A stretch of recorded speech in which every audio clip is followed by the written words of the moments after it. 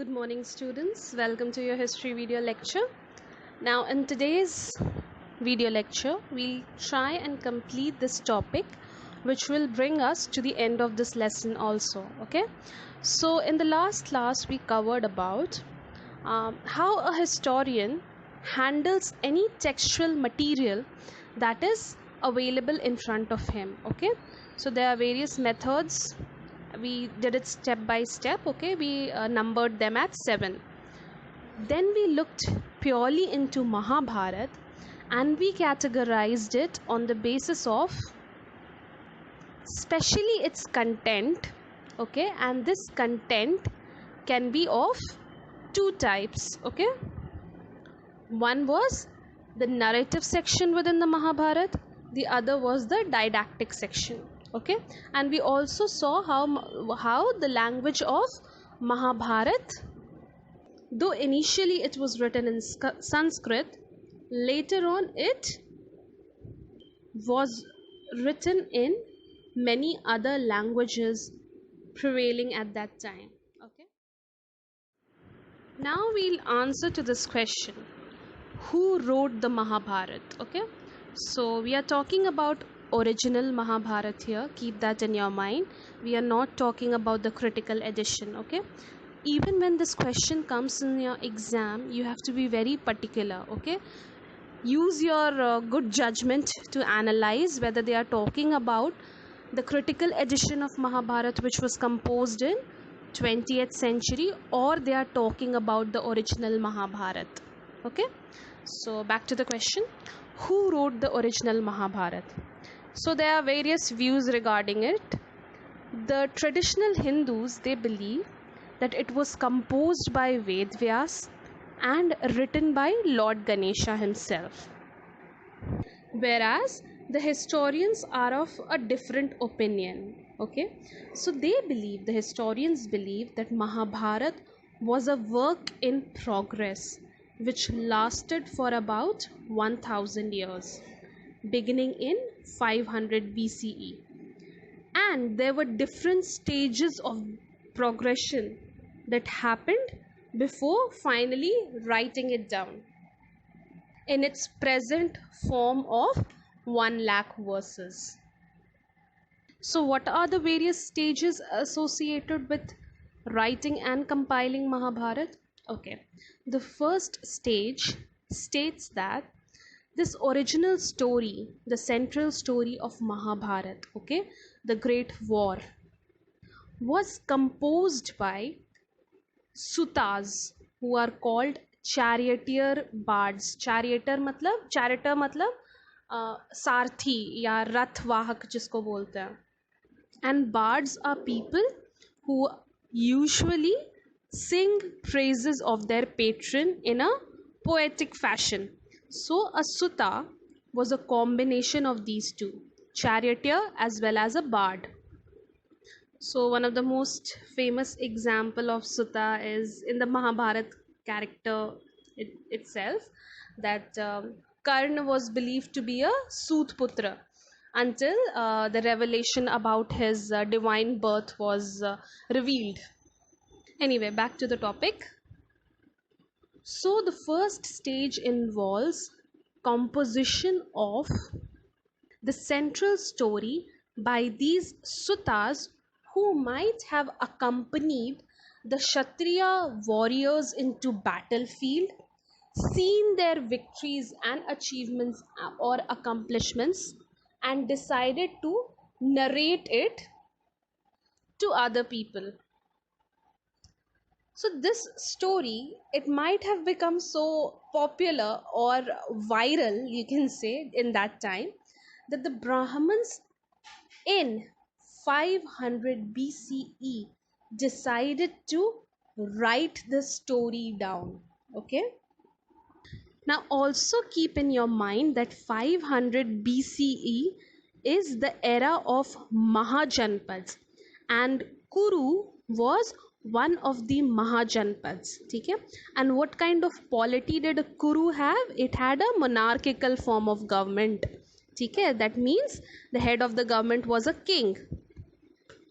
So it was very much possible that the Kuru Mahajanpad, okay, they decided or they commissioned Brahmins to write down this story which might have happened with their ancestors. Okay, keep this in your mind.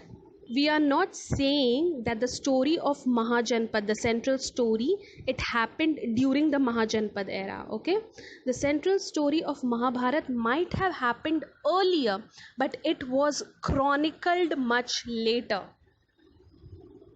This is one possibility.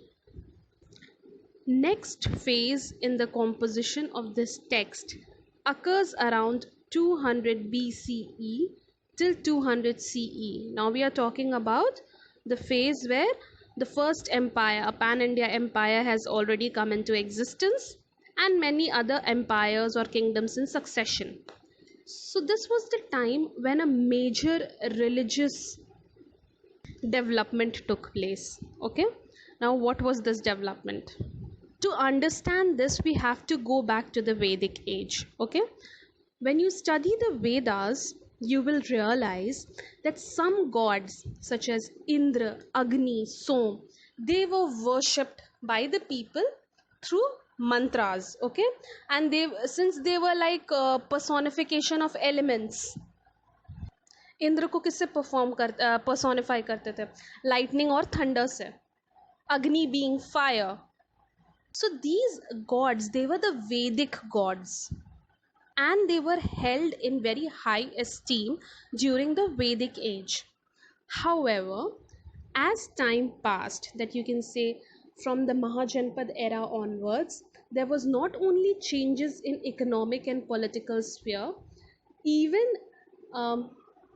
dedication towards God, it changed its focus. There was a shift from worshipping of Vedic gods. You have worshipping of the Trinity, that is Brahma, Vishnu, and Shiv. And the older Vedic gods, they were relegated to the background, and these Trinity, they came into forefront. Okay?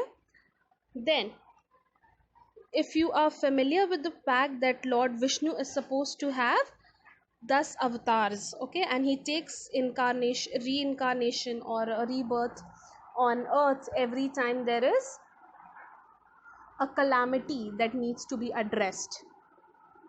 So one of this avatars of Vishnu, Lord Vishnu, was Lord Krishna. Okay, so Lord Krishna was being identified with Lord Vishnu himself. See, if you think about it, Lord Krishna in himself is considered to be a very all-powerful god, but identifying him with another god was happening around 200 BCE to 200 CE.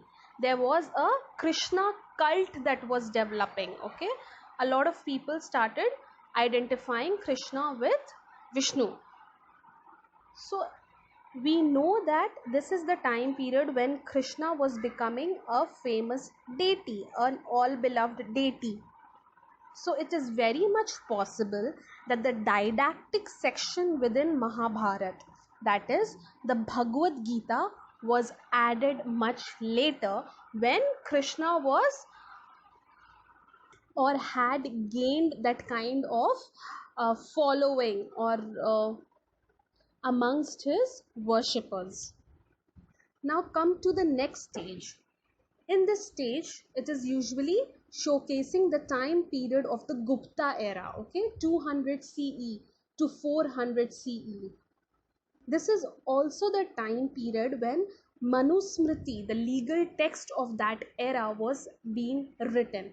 So, what historians see that certain didactic sections of Mahabharat resembles those in Manusmriti, okay? So just imagine if Mahabharat was written way earlier and not during this time period that we are talking about. How did it mention certain practices which became quite rigid much later on? Okay, for example, if the entire Mahabharat was composed in, let's suppose, the Vedic era, okay, then if you go by other historical texts, you will come to know that the Varna system was not so rigid. Okay, but if you look at portions of Mahabharat, if you look at certain sections where you see the treatment meted out to other jatis, you will get an idea that these practices are of much later centuries, okay, more nearer to the Gupta era age.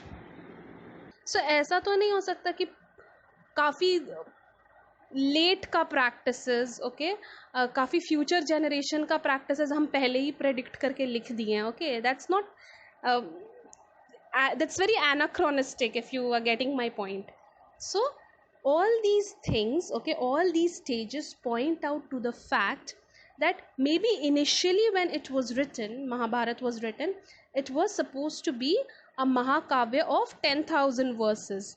But with all these later developments taking place and that affecting the central stories and being incorporated in it, led to Mahabharat being a Mahakavya of 1 lakh verses.